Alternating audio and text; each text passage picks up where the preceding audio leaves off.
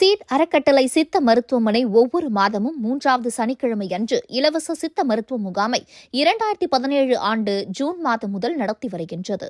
இந்த மாதம் டிசம்பர் 21ஆம் தேதி சனிக்கிழமை அன்று சீட் அறக்கட்டளை சித்த மருத்துவமனை வளாகத்தில் வைத்து முகாமை நடத்தியது.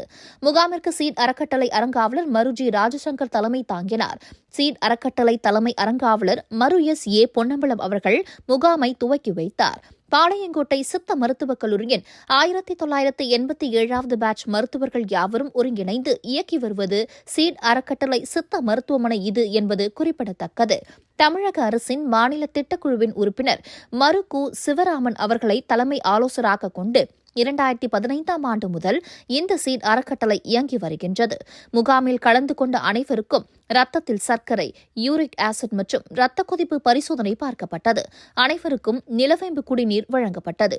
முகாமில் சர்க்கரை நோய், இரத்த கொதிப்பு, சிறுநீரக கல்லடைப்பு, மூலம், பௌத்திரம், கருப்பை கோளாறுகள், நாட்பட்ட தோல் நோய்கள், வாத நோய், மூட்டுவலி, உடல் பருமன், தீராத தலைவலி, வயிற்றுப்புண், நரம்பு தளர்ச்சி, ஹார்மோன் குறைபாடுகள், நாட்பட்ட சளி, இருமல், ஆஸ்துமா, சைனஸ், தூக்கமின்மை போன்ற நோய்களுக்கு 25 வருடங்கள் அனுபவமுள்ள சித்த மருத்துவர்களால் சிறந்த முறையில் சித்த மருத்துவ சிகிச்சை அளிக்கப்பட்டது.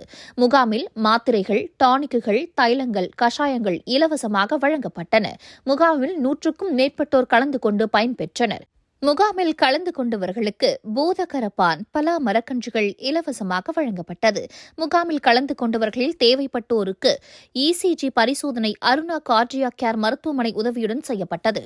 முகாம் சிறப்புற நடக்க எக்விடாஸ் அறக்கட்டளை உதவியது. வணக்கங்கள்.